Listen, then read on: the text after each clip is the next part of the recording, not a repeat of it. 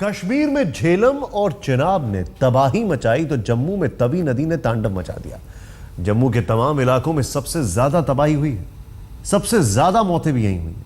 सेना ने 11,000 लोगों को बाढ़ से निकालकर सुरक्षित ठिकानों तक पहुंचा दिया है। फिर भी हजारों लोग ऐसे हैं जो कि फंसे हैं, जहां मदद पहुंचना अभी मुश्किल है।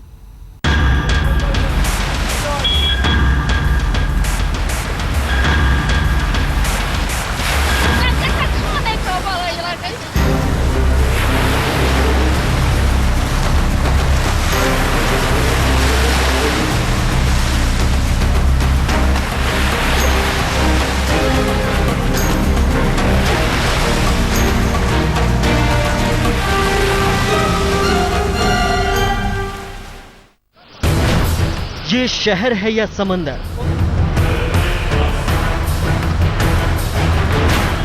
ये सड़क है या दरिया,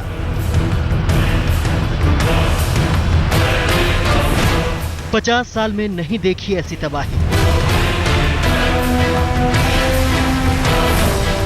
तबाह हो गया हिंदुस्तान का जन्नत।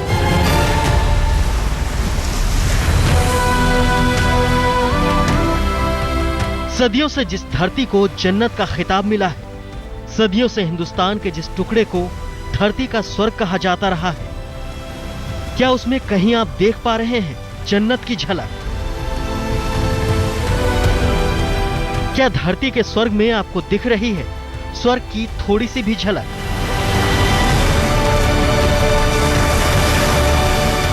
जम्मू कश्मीर पर कुदरत का ऐसा कहर टूटा है कि राज्य का कोना कोना तबाह हो गया है। कश्मीर घाटी से लेकर जम्मू के इलाकों तक तबाही ही तबाही पसरी है।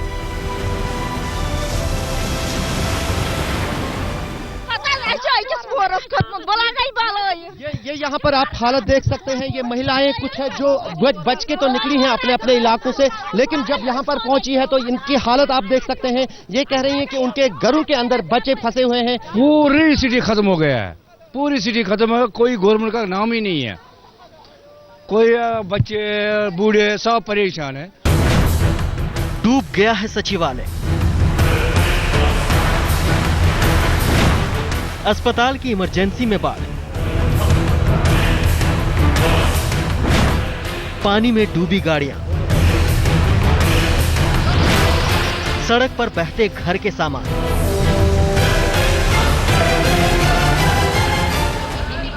कहां जाएं? अपनी सुरक्षा के लिए कैसे सड़कों पर उतरकर महफूज ठिकाना ढूंढें? जिन सड़कों पर हर वक्त सैकड़ों गाड़ियां दौड़ती थी, वहां कमर तक पानी है। थोड़ी इधर उधर हुई तो सीधे मौत के मुंह में।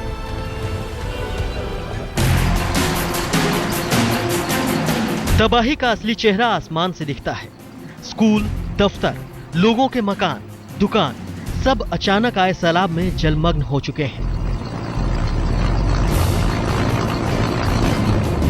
प्रधानमंत्री नरेंद्र मोदी ने जम्मू कश्मीर के बाढ़ग्रस्त इलाकों के हवाई जायजे के बाद जो कहा, उसी से साफ हो गया कि जम्मू कश्मीर का हाल जैसा दिखता है उससे भी ज्यादा बदहाल।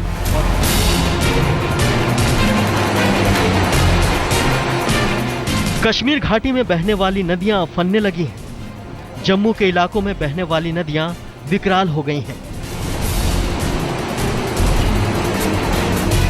महाविनाश के सैलाब में घर, सड़क, पुल सब बह गए। मौत का आंकड़ा 100 के पार है।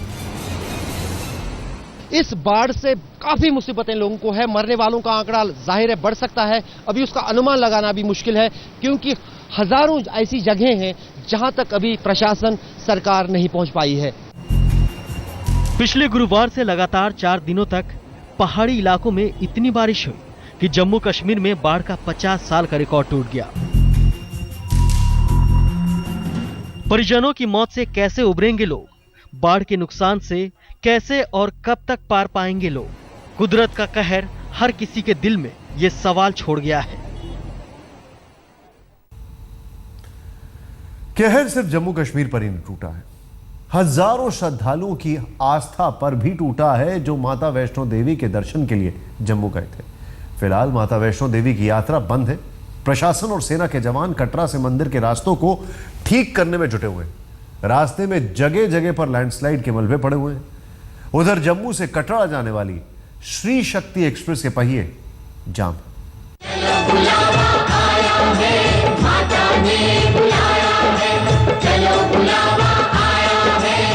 माता की एक पुकार, भक्त दौड़े चले आते हैं। लेकिन माता वैष्णो देवी के दरबार पर इन दिनों कुदरत की मार है और माता के भक्त बेजार हैं।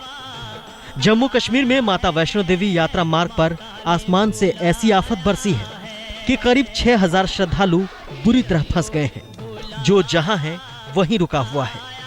माता की आस्था पर कुदरत का कहर भारी पड़ रहा है। यात्रा थम गई है। भक्त परेशान हैं कि माता रानी उनका कैसा इम्तिहान ले रही हैं। रानी माँ ने दरबार लगाया है, चलो बुलावा आया है। कटरा से माता वैष्णो देवी के करीब 14 किलोमीटर लंबे मार्ग पर लगातार बारिश और लैंडस्लाइड के खतरे को देखते हुए माता वैष्णो देवी श्राइन बोर्ड ने यात्रा पर चौथे दिन भी रोक लगा दी। लोगों से अपील की गई है कि खराब मौसम को देखते हुए भक्त फिलहाल अपनी यात्रा टाल दें। ऐसा पहली बार हुआ है जब वैष्णो देवी यात्रा 4 दिनों से रुकी हुई है। सभी भक्त यात्रा के शुरू होने का इंतजार कर रहे हैं। ये इसीलिए था कि यात्रियों को जो असुविधा लगातार बारिश की वजह से और बारिश से चलते हुए ट्रैक से पहाड़ से किसी किस्म का कोई पत्थर आए या मलबा आए, उससे उनको इंजरी हो, उससे उनको प्रोटेक्ट करने के लिए, उस तरह की सिचुएशन को अवॉइड करने के लिए हमने ये यात्रा को रोका। तो इस सब को देखते हुए यात्रा को सस्पेंड रखा। लगातार भारी बारिश से मंदिर के रास्तों को भारी नुकसान पहुंचा है। पहाड़ टूटने के रास्ते में जगह जगह पर मलबा जमा हो गया है। श्राइन बोर्ड के कुछ शेल्टरों को भी नुकसान पहुंचा है। बिजली पानी की सप्लाई ठप हो गई है। गुरुवार को त्रिकुटा में लैंडस्लाइड में ही 2 महिला समेत 3 भक्त जख्मी हो गए थे, जिन्हें अस्पताल में भर्ती कराया गया है। श्राइन बोर्ड प्रशासन, आपदा प्रबंधन दल, पुलिस और सुरक्षा बलों ने राहत अभियान चलाकर रास्ते में फंसे करीब 10,000 श्रद्धालुओं को सुरक्षित कटरा पहुंचाया था। श्राइन बोर्ड के मुताबिक कटरा में 3 से 4,000 श्रद्धालु फंसे हुए हैं। जम्मू के वैष्णो धाम, सरस्वती धार और कालिका भवन में 15 से 1700 श्रद्धालु फंसे हुए हैं। जम्मू कश्मीर के सीएम उमर अब्दुल्ला ने भरोसा दिया है कि हालात ठीक होते ही इन सभी श्रद्धालुओं को निकाल लिया जाएगा। माता वैष्णो देवी की यात्रा बंद करनी पड़ी। वहाँ कश्मीर की तरफ हम हज जो है, हज के ऑपरेशंस हमें बंद करने पड़े हैं, क्योंकि मौसम के वजह से हमें जो परेशानियाँ आ रही हैं, इन हालात में ना हम यात्रा को जारी रख सकते थे, ना हम हज के जो है अरेंजमेंट्स उनको कंप्लीट कर पाए। मौसम की मार श्री शक्ति वैष्णो देवी एक्सप्रेस पर भी पड़ी। सोमवार की ट्रेन भी रद्द हो गई। शुक्रवार से वैष्णो देवी एक्सप्रेस ठप है। शुक्रवार शाम 5 बजे दिल्ली से कटरा के लिए खुली ट्रेन ही कटरा नहीं पहुंच पाई थी। ट्रैक पर पानी भरने से ट्रेन को रामनगर डाइवर्ट कर दिया गया था। ट्रैक पर 2 फीट से ज्यादा पानी जमा हो गया था। लैंडस्लाइड से भी पटरी को नुकसान पहुंचा। उधमपुर और कटरा के बीच मियावली में जगह जगह पर लैंडस्लाइड का मलबा पटरी पर आ गिरा। भगवान भक्तों का इम्तिहान लेते हैं। ईश्वर का आशीर्वाद भक्तों को आसानी से नहीं मिलता। मुरादों की मां कहलाने वाली माता वैष्णो देवी भी अपने भक्तों की परीक्षा लेती दिख रही हैं। वैसे कहते हैं माता जिसे बुलाती हैं वही उनके दरबार तक पहुंच पाता है। कि माता वैष्णो देवी इलाके में जो मौसम में सुधार आया है, मगर जिस तरह से वहां पर शूटिंग स्टोन चल रही है उसकी वजह से कल भी यात्रा को नहीं खोला जाएगा, क्योंकि वहां पर अभी पानी और बिजली की सप्लाई पूरी तरह से रेस्टोर नहीं हो पा रही है। जितने भी यात्री श्री शक्ति एक्सप्रेस के लोगों को फंसे हुए थे उधमपुर और रामनगर में, उनको वापस जम्मू भेजा गया है और कल तक वो दिल्ली पहुंच जाएंगे। कैमरामैन सईद अली के साथ अश्विनी कुमार। सब कुछ तबाह हो चुका है, लेकिन उत्तर भारत के तमाम इलाकों में सूखा पड़ा हुआ है। विडंबना देखिए, बारिश की बूंदों के लिए लोग तरस रहे हैं। आखिर मौसम का ये कैसा उल्टा पुल्टा है? आखिर आसमान में ऐसा क्या हुआ कि सैलाब में बर्बाद हो गया जम्मू कश्मीर?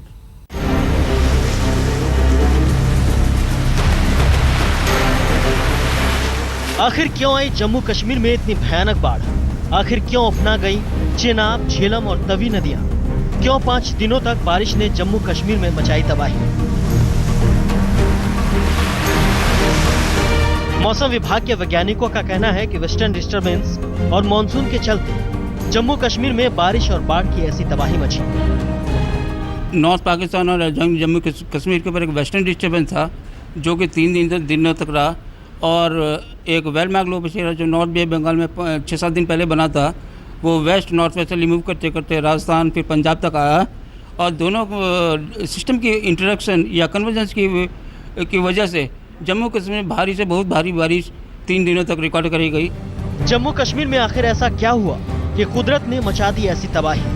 कहां से उठे थे ये बादल जो जाकर जम्मू कश्मीर में बरस गए? यहाँ पर जैसा कि आप देख सकते हैं कि यहाँ पर सफ़ेद रंग में जो आपको चीज़ें दिखाई दे रही हैं वो क्लाउड्स हैं, ढेर सारे क्लाउड्स हैं। और एक सिस्टम यहाँ पर बना हुआ है, ये वेस्टर्ली ट्रफ बोलते हैं, यानी ये वेस्टर्न डिस्टर्बेंस यहाँ पर बना हुआ है। और साथ ही साथ जो क्लाउड्स का मूवमेंट है वो इस तरीके से है कि ईस्ट कश्मीर की तरफ जो है सारा बादल बढ़ रहे हैं। और साथ ही साथ इस इलाके में बारिश अब अगले 24 घंटे में धीरे धीरे कम हो जाएगी। हालांकि मौसम विभाग ने अभी भी अपनी वार्निंग जारी रखी है। आइए हम आपको बताते हैं कि आखिरकार हुआ क्या था यहाँ पर। अगर 4 तारीख के मैप पर नजर डालें, 4 तारीख को जो सैटेलाइट इमेजरी है वो ये सब दिखा रही है कि किस तरीके से यहाँ पर फ्लो था। यहाँ पर जैसा कि आप देख सकते हैं कि ऑरेंज कलर का और येलो कलर का ढेर सारे पैचेज यहाँ पर आपको दिखाई दे रहे हैं। गुजरात के ऊपर ढेर सारी बारिश हो रही है उस दिन 4 तारीख की अगर हम बात करते हैं, राजस्थान के ऊपर। और ये सारा का सारा फ्लो यानी अरब सागर से जो हवाएं थी वो खींचकर जम्मू कश्मीर के ऊपर जा रही थी। और यहाँ पर एक पहले से वेस्टर्न डिस्टर्बेंस मौजूद था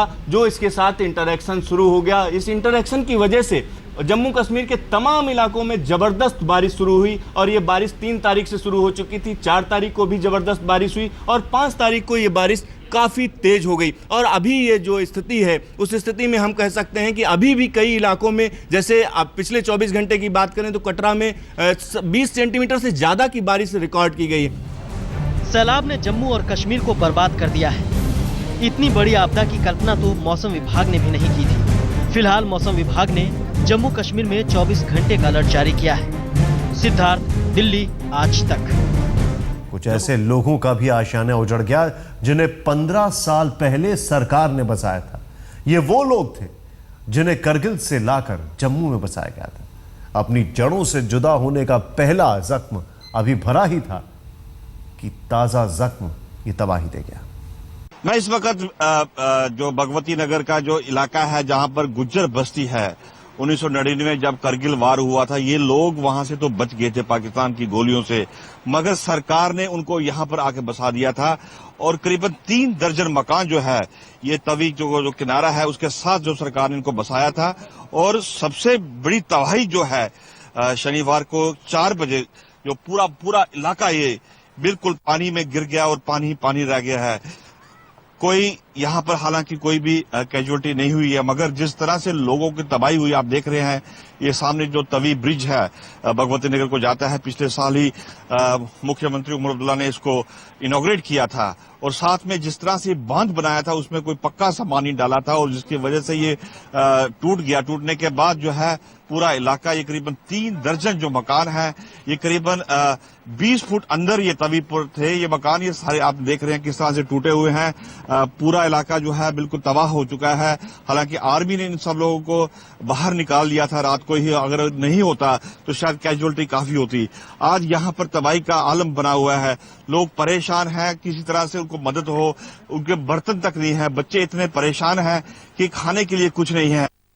सारा जो तबाह हो चुका है और सरकार की तरफ से अभी तक कोई भी इनको रिलीफ नहीं दिया गया है। कारण यही है कि सरकार, वो चाहते हैं कि सरकार की तरफ से कोई उन्हें रिहेबिलिटेशन किया जाए, उनके लिए कोई रिलीफ दिया जाए, मगर सरकार ने अभी तक कुछ नहीं उनके लिए किया और लोग परेशान हैं।